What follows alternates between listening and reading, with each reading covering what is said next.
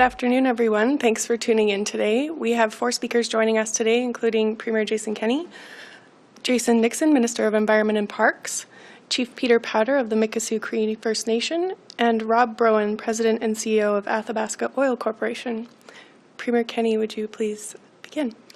Absolutely. Thanks very much. I'm here today to make an exciting and historic announcement: the creation of the largest contiguous protected boreal forest area in the world. For generations, Albertans have found beauty and pride in the stunning natural landscapes across our province. Alberta's sweeping prairies, the rolling foothills, the majestic mountain vistas have inspired countless works of art and have brought tourists here from all around the world. And Alberta's government has taken significant steps to make sure that these treasures are both celebrated and preserved. But it's often easy to forget that more than half of our entire province is covered by boreal forest. These lush green areas have provided homes and habitats for native species for generations, long before humans arrived on this land. And because of what we're announcing today, they'll continue to do so for generations to come. These forests are home to many species most closely associated with Alberta, like moose, bears, river otters, and of course the iconic wood bison, as well as traditional medicines gathered by Indigenous people for thousands of years. And because they sit atop the oil and gas resources that have driven our modern economy, both government and industry have made it a priority fully to restore these lands once work is completed. In short, these lands, particularly the boreal forest, are a part of who we are. And that's why today I am so happy and honored to announce that Alberta's government will expand the Kitaskino Nuwenëné Wildland in northeast Alberta to make it the largest contiguous area of boreal protected land in the world. KNW is located directly south of Wood Buffalo National Park and beside the Birch River and Richardson Wildland Provincial Parks. The expansion will add about 143,000 hectares of land. Just to put that in perspective, it's about 3 times the size of Waterton Lakes National Park. Now, during the 2019 election, I made a platform commitment to ensure that all major environmental protection proposals will be subject to a social economic impact assessment. And in keeping with this commitment, the proposed KNW wildlife expansion will be no exception. A socioeconomic impact assessment will be concluded before the expansion is finalized. The expanded protected area will support Indigenous peoples' traditional activities, including the exercise of treaty rights, and will further link together the surrounding parks, like the existing Kitaskino Nuwenëné Wildlife Provincial Park and Wood Buffalo National Park. This will help protect the landscape, watersheds, and area wildlife. The expanded protected area will keep its wild, undeveloped character, but also allow for some responsible recreation activities, which Minister Nixon will highlight in a second. But we are here today as a result of remarkable collaboration between Alberta's government, Indigenous communities, and industry. Mikisew Cree First Nation has led the collaborative work on the potential expansion, and companies, namely Athabasca Oil Corporation and Cenovus, have agreed to surrender Crown mineral agreements in the area in order to make this expansion a reality. And I want to thank both of these great Alberta companies, particularly Rod, who's joining us here from Athabasca, for their incredible leadership. You'll hear from Chief Powder of the Mikisew Cree and these 2 companies in just a minute.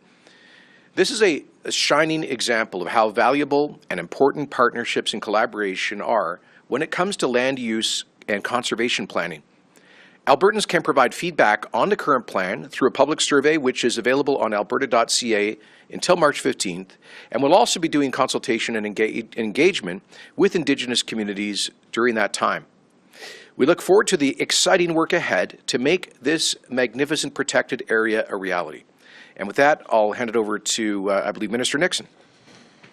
Well, thank you for that, Premier Kenney. Today's announcement has been 2 years in the making. In 2019, the Kitaskino Nuwenëné Wildland was established, which resulted from an historic agreement between Indigenous communities, industry, and government to conserve an incredible landscape in the province's northeast. For the past 2 years, Mikisew Cree First Nations has led discussions on a potential expansion of the wildland so that we can continue to connect this critical landscape to other wildland provincial parks and enhance this incredible area of our province. As Premier Kenney mentioned, most people think of mountains and prairies when they think of Alberta. However, the boreal region within our province's north half is vast and remarkably important. The area, also home to Alberta's bitumen reserves, is home to a wealth of plant and animal species not seen anywhere else in our province. The region's wetlands and forests also serve as the lungs of the province, and its waterways connect with a continental network of others, making its preservation critical. Perhaps most importantly, most of the region also overlaps with the red earth caribou range, making it key to maintaining that threatened species, which is amazing in and of itself, but also creates certainty for industries like oil and gas and forestry elsewhere in our province. As Premier Kenney mentioned, the area also plays host to wood bison, one of the province's most iconic species. The Kitaskino Nuwenëné Wildland is intended to support traditional activities such as medicine harvesting, hunting, and trapping for First Nations and Métis Albertans. I would like to take this opportunity to thank Mikisew Cree First Nation for their leadership in this collaborative work and their efforts to get us to where we are today.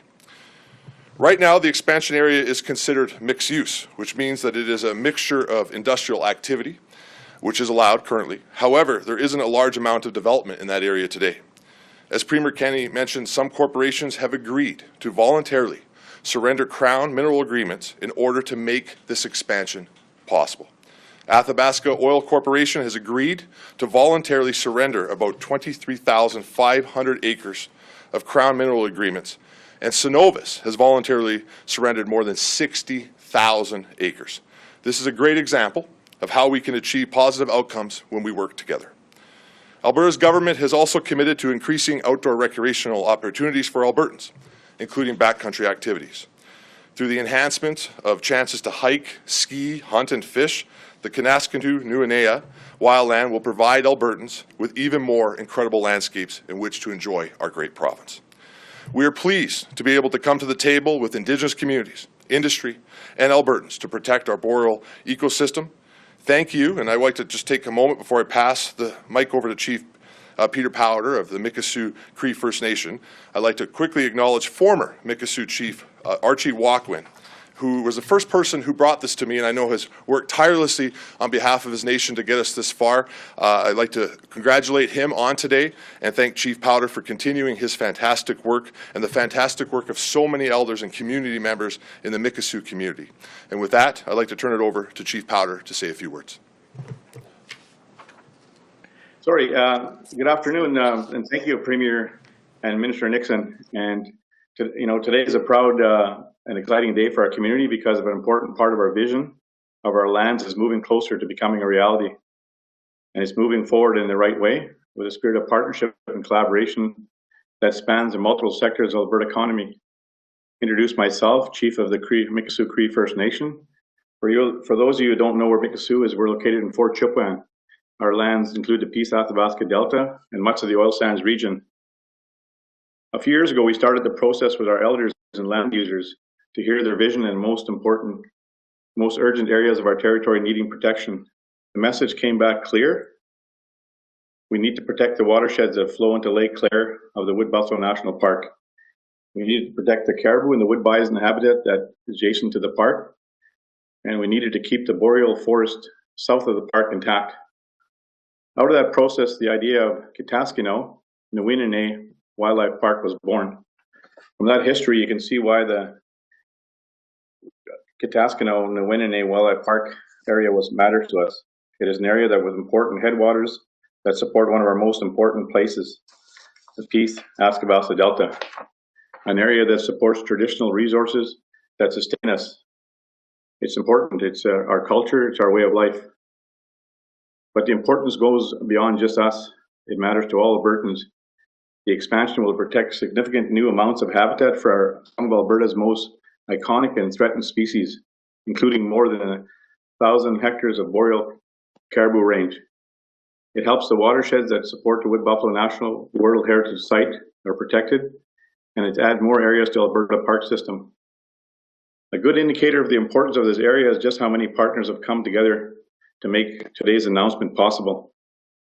We're here today on the verge of protecting 150,000 hectares of important ecological and cultural areas because of our vision has been supported by so many, including leading forestry and energy companies like Athabasca Oil, Cenovus, Imperial, Teck, Suncor, Northlands, and Alpac. It's worth repeating, every single company that had interest in this area has helped us move forward, and all of our Indigenous. I'd like to close by thanking all those supporters once again. I'd also like to thank the federal government because of their financial support that we received from the Nature Fund that was very instrumental. And of course, I'd like to thank you, Minister Nixon and Premier Kenney. You both took our vision seriously. You encouraged us to build partnerships and to ensure that our vision had the support of important economic sectors out in the province, and we achieved that goal today. I encourage all Albertans to support this initiative. So thank you all. Thanks very much, Chief. Thank you, Chief Powder. If now we can go over to Rob Broen at Athabasca Oil Corporation. Good afternoon. I'd like to thank Premier Kenney and Minister Nixon and Chief Powder for inviting Athabasca Oil to participate in today's announcement. Athabasca Oil is proud to play a part in the expansion of the Kitaskino Nuwenëné Wildland Provincial Park. We understand the importance of protecting the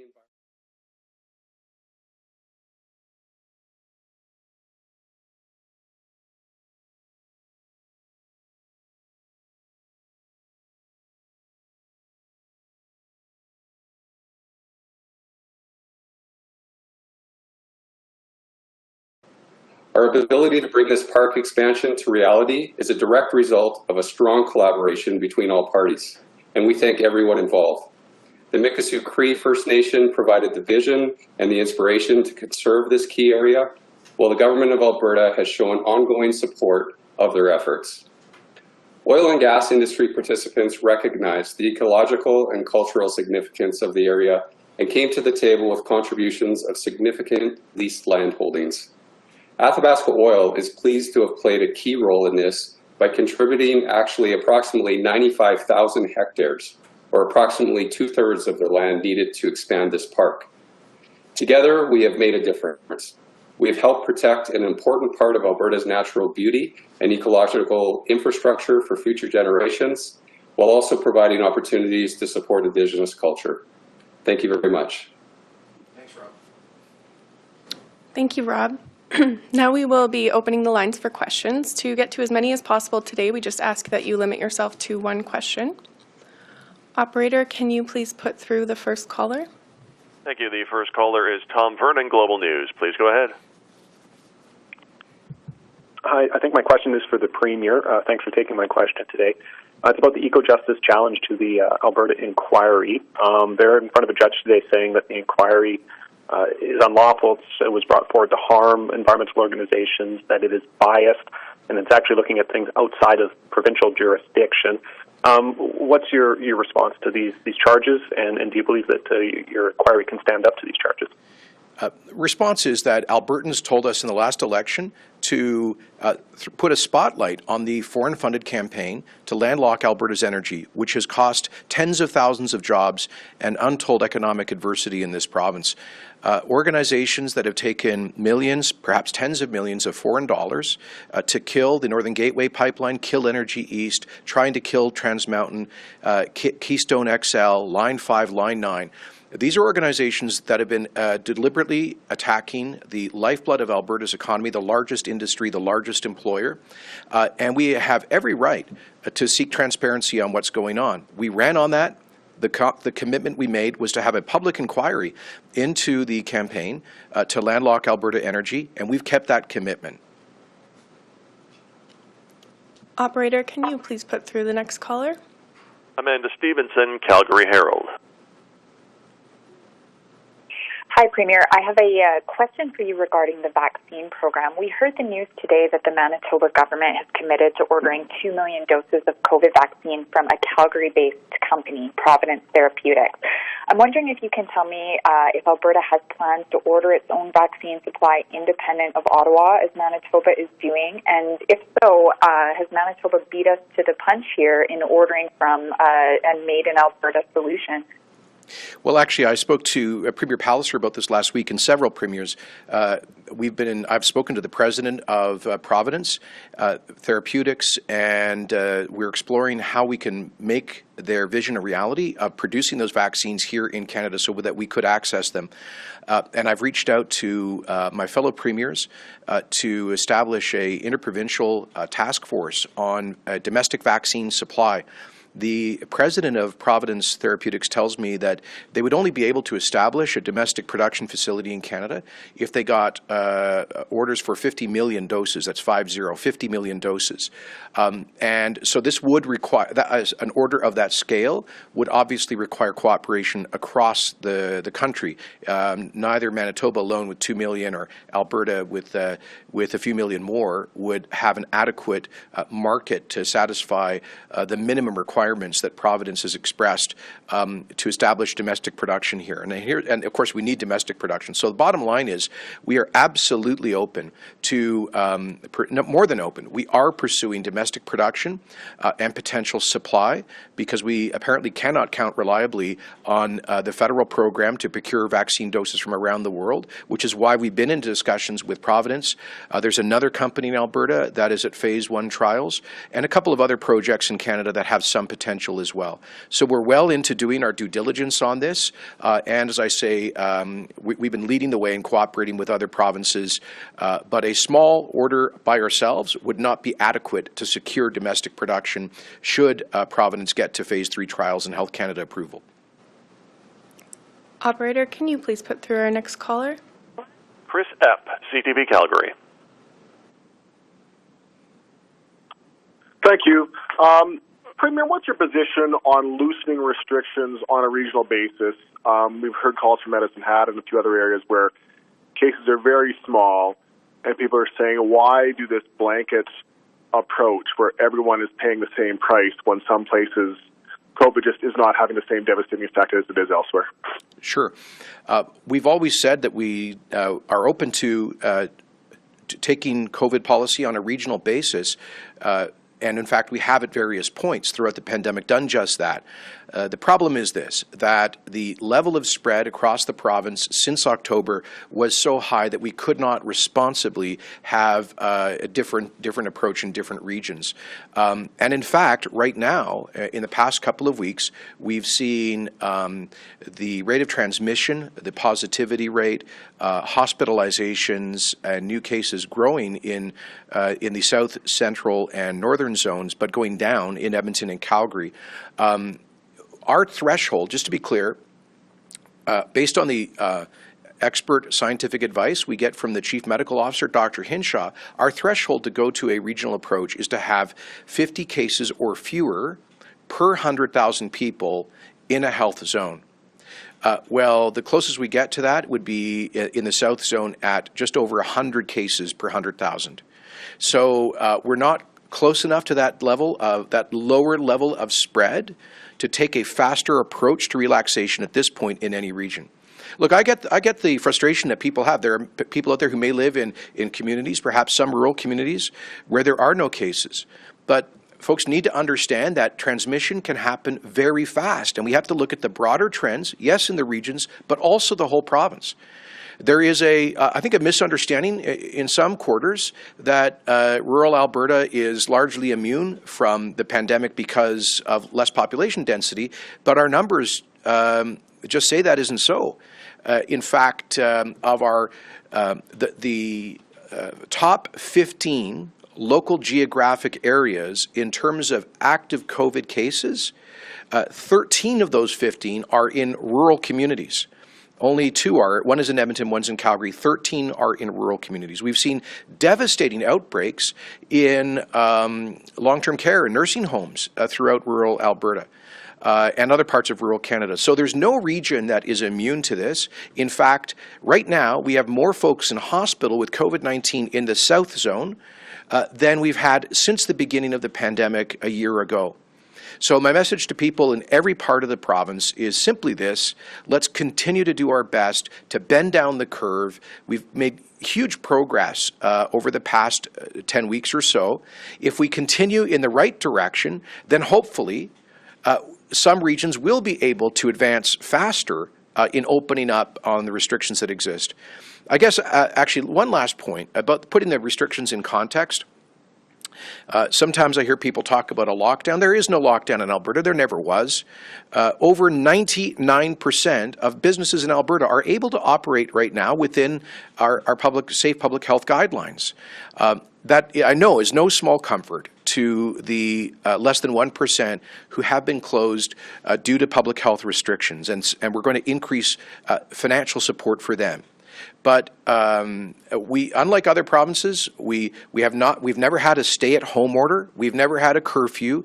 Other provinces still have shut down their schools. We reopened ours for 720,000 students, teachers, and staff on January the 6th. Many other provinces have padlocked places of worship, not here in Alberta, where we respect freedom of religion and freedom of worship. So we are taking a balanced approach, and we are happy to take a regional approach when the numbers make it safe to do so. Operator, can you please put through our next caller? Thank you. Vincent McDermott, Fort McMurray today. Hi, my question is for the Premier. As of noon today, EMS calls in Fort McMurray are not being sent to the AHS dispatch system. Mayor Don Scott has openly dared you to stop him, and one of your MLAs has endorsed council's defiance of AHS. What is your response to all this? And after what we saw with the coal policy, is a similar reversal possible? So the decision to centralize AHS dispatch for emergency services has been the basis of multiple expert panels over several years, and it's been done for 90% of the province. So this is affecting, I think, 5 municipalities. The provincial central dispatch has worked extremely well for well over 95% of the province's municipalities. So this is just a natural step forward. And Minister Chandra, the Minister of Health, will be addressing that. I believe he's trying to discuss this with Mayor Scott and the municipality of Wood Buffalo today. And I hope they can find a sensible resolution. But we're absolutely committed to this change. We think it's the best thing in terms of service as well as efficiency. It served the province well, and it should serve all municipalities well. But let me just add that I hope you guys also up there in Fort McMurray and Wood Buffalo covered today's announcement, because it is historic for your region. The creation of the KNW boreal forest protected area creates the largest boreal forest contiguous protected area on the face of the earth. It is a huge deal, not just for First Nations, but for everybody who recreates up in the Wood Buffalo region. And we hope that doesn't get lost with other stories that are happening right now, because it's a big deal. It's an historic day. Operator, can you please put through our next caller? Alicia Covella, Post Media. Oh, good afternoon, Premier, and congratulations on the park. I'm actually asking about Providence Therapeutics, and I know Amanda's already asked a question about that, but I need a bit more clarity, because firstly, we're always talking about diversifying Alberta's economy from oil and gas to having sort of more vibrant other things going on, and so why wouldn't the Alberta government back Providence to ramp up production of its mRNA vaccine and also procure some of these vaccines for Albertans so that we can, build up this biomedical industry right here in Alberta? And my understanding is that they've also produced a vaccine for the South African variant. So this is a very nimble company. It's a lot more nimble than some of the other things that the federal government is backing. And so I'd like to know what the Alberta government is doing specifically to help this company out and this industry, and whether or not we are, in fact, going to be ordering some vaccines from them. Thanks for the great question, Leisha. I totally agree with the premise that it would be so important for us to have a domestic pharmaceutical industry here, and we are very keen on doing whatever we can to make that happen. It's obvious that we can't count on international vaccine supply during COVID-19, given the vaccine nationalism and the failure of the federal government to get strong enough contracts to access supply. And it's very possible that domestic producers won't be able to come on stream in the Canadian market before we do get adequately supplied from abroad. But I don't see that as a problem, because there is a global market of over 8 billion people. I believe that if we could get vaccine production going here, even if it wasn't until 2022, we could resell surplus doses on the international market. And as you point out, Leisha, we're going to need the nimbleness to modify vaccines to apply to the variants of concern, including the South African variant, which apparently the AstraZeneca vaccine is not effective in protecting from. So, Leisha, to answer your question, we've reached out to Providence Therapeutics in Calgary. I spoke to the president a couple of weeks ago and said, what can we do to help you make this happen? And he said to me very clearly that what they need is a $150 million order representing 50 million doses. And I said, well, count us as being very interested. We consulted with experts in the area of pharmaceuticals, and they've said to us, look, setting up large-scale vaccine production is a hugely complicated endeavor. I would refer you on that, Leisha, to Diane Francis's column in the National Post last week, in which she interviewed Leslie Dan, the founder of Novapharm, who is probably the top pharmaceutical expert in Canada. I also called Dr. Dan, he's a friend of mine, just to see what he thought was the path forward for domestic vaccine production. He was frankly pessimistic about it. He says it takes at least 2 years. You need a feasibility study. So we are working with Providence to see their feasibility study. I have reached out to all of the Canadian premiers to invite them into an interprovincial task force on assessing possible domestic supply and development of vaccines. There's not just Alberta, and it's not just Providence and Calgary. There's a project in Edmonton that is in their phase 1 trials. There is a project at the University of Saskatchewan, and there are at least 2 or 3 other projects across the country. So I've invited premiers to work with us in a working group to assess all of those to see where is our best shot at getting fast, reliable domestic supply. But as you can imagine, you don't just snap your fingers and write a $150 million check. That's not what Providence is looking for. They're looking for orders, and we would need to know that the project can be accomplished in good time, so we could actually get the supply. So bottom line, Leisha, I totally agree with what you're suggesting, and we are pursuing that. We've set up that task force.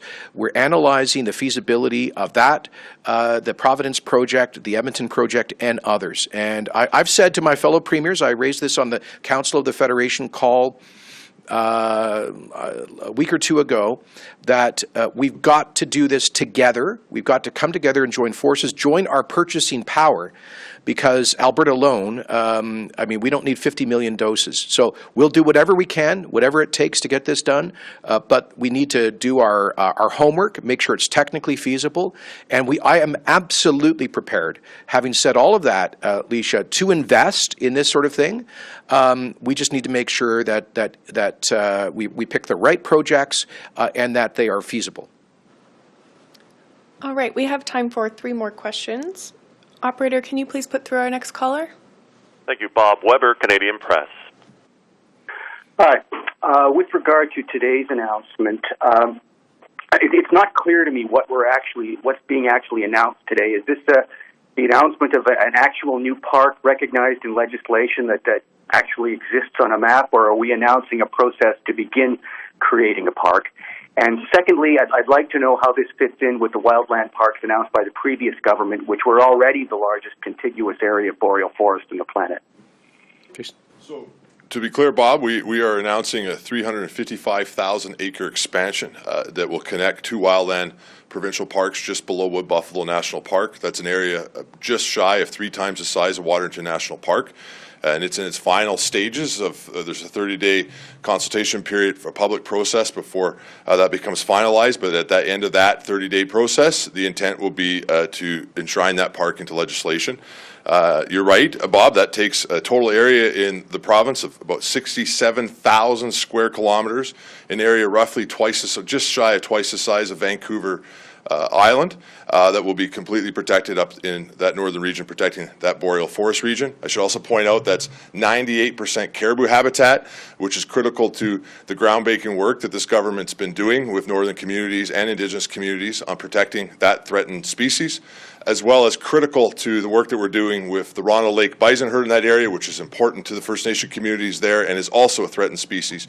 So it is taking all of the tools that we have in place in northern Alberta and bringing it together to be able to we can accomplish some of our big environmental goals up there. It is also an illustration that this government doesn't just talk the talk when it comes to partnering with Indigenous communities and industries in this province to have success with environmental issues at the same time as creating jobs.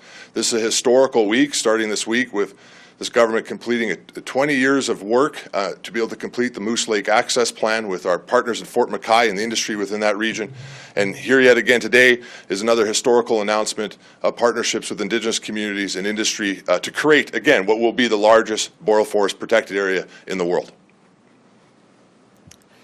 Operator, can you please put through our next caller? Thank you. James Keller, Globe and Mail. Hi there. This is a question for the Premier. Just back to the vaccine issue. You mentioned some of these other manufacturers, for example, Providence, might not be ready until the end of the year or into next year, but you said that we could also resell surplus doses. So is this discussion about exporting vaccines or vaccinating Albertans? And if it is about vaccinating Albertans, again, I'm just struggling to see the benefit if some of these won't come online until well after we're expecting kind of everyone to be vaccinated. So let me put this simply. We're told by the federal government that we're going to get enough supply to get to widespread immunity by September. But we don't know whether we can count on that because the supply keeps evaporating and the timelines keep slipping. So we need a solid plan B, which means domestic production, which is not subject to the whims of foreign governments. And Alberta and other provinces, I know, are not satisfied with the assurances we've been given by the Government of Canada. And so we are working together on a plan B to see if we can set up our own domestic supply that we would order from as soon as possible. Now, there are a lot of views about what that might mean as soon as possible. A couple of companies say that they believe they could get through Phase 3, get Health Canada approval, and start producing by September. Other experts say that's unrealistic. It wouldn't be at earliest until sometime next year. All I know is this. We shouldn't take any chances. We need a belt and suspenders, an all-of-the-above approach. We need to keep putting pressure on the federal government to in turn put pressure on the international suppliers, AstraZeneca, Pfizer, and Moderna, and we'll continue to do that. But we should also plan for the worst. So we should hope for the best and plan for the worst. The best would be that those big international pharma companies start ramping up production and overcome the vaccine nationalism in Europe and the US and get us the doses that Canada bought. But we have to plan for the worst, which is that vaccine nationalism carries on, that the EU actually does ban exports until their population's inoculated. And the U.S. continues to grab doses coming off the lines in their pharma plants. So in that bad case scenario, we need a backup. And the backup would be domestic production. And we in Alberta, in principle, are prepared to put our the power of the public purse and our purchasing power behind that. So best case scenario in terms of domestic production would be later this year. And my point is, let's say we made a big order for domestic production and we end up getting flooded with doses from foreign producers on time. Well, I call that a good problem to have. And in that case, I don't think the domestic production would go to waste. I think we could produce here and sell around the world. And we could also have, as Alicia points out, the ability, in principle, to modify vaccines in the future to address new variants of concern. Part of the problem with vaccine nationalism that we've been seeing in Europe and the U.S. is that it might start from dose number 1 on modified vaccines developed to address new variants, if you follow. So that's my concern. Right now, we've got international supply constraints because of what's happening and the politics around the world. What happens if one of these variants becomes the normative variant around the world, and they got to go back to the starting point at Pfizer, Moderna, Oxford, AstraZeneca to come up with their vaccines 2.0? Will that vaccine 2.0 be subject to export limits and vaccine nationalism? So in that worst case scenario, let's say we don't get that international supply until the end of this year, until sometime in 21. I think it's in principle worth us trying, provinces working together to develop that domestic production, and that's what we're looking at. Operator, can you please put through our last caller? Thank you. Audrey Neveu, Radio Canada. Hi, Premier. I have a question for you in English and in French today. I want to know, when are we going to see the plan for the second phase of vaccination in Alberta? Et en français, je voudrais résumer un peu le sujet des vaccins. Dites-moi où en est le gouvernement albertain dans ses discussions avec Providence pour obtenir ces vaccins faits au Canada, et qu'est-ce que ça prendrait pour les convaincre de les fabriquer ici en Alberta? So first of all, the Cabinet Cabinet Committee on COVID just considered last week a proposal from the Department of Health on the priority groups as we roll out the COVID-19 vaccines to the general population, and we'll be releasing that in due course. We want to make sure that we get it right. We're also checking in with other provinces to see how they're planning on rolling it out. But the key thing is we just need more supply right now. As you know, we're ready to pull the trigger to start the vaccination of everyone in Alberta over the age of 75 and everyone in their Indigenous population over the age of 65, given that they face worse health outcomes from COVID-19. So that's our key next priority group, and then we would move down by age cohort. We'll want to get to everybody over the age of 65, and obviously people with chronic conditions that can make them vulnerable. And then where we go after that is still subject to, we're going to finalize that issue, but frankly, we won't be reaching those larger groups within the population for some time, given the slowness of vaccine supply. My main focus right now on vaccines is just making sure that if we suddenly get a flood, like at the end of March as we might, that we're in a position to deliver as many jobs as we can as quickly as possible. And you asked in French about that and the Providence program in Calgary. Notre but maintenant, c'est de faire les vaccinations pour tous les Albertains qui sont plus de 75 ans et toutes les Albertaines autochtones de plus de 65 ans. Et après ça, évidemment, les gens de plus de 65 ans et dans la population générale et tous les Albertains avec les conditions chroniques qui est une menace en ce qui concerne le COVID-19. Alors, ça, c'est les prochaines étapes, mais on va continuer avec les consultations et prendre les décisions en ce qui concerne la population générale. Mais maintenant, notre focus est sur l'administration le plus vite que possible des vaccins et, évidemment, d'obtenir plus des doses. À cet égard, on a commencé les pourparlers avec la compagnie Providence Therapeutics à Calgary et avec les autres producteurs potentiels des vaccins de COVID-19 en Alberta et au Canada avec les autres provinces pour voir s'il y a les programmes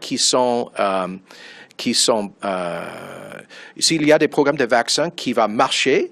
Et je suis prête, en principe, d'appuyer avec le pouvoir d'achat de l'Alberta certains programmes, comme potentiellement celle de Providence Therapeutics. Okay, thank you very much, everyone.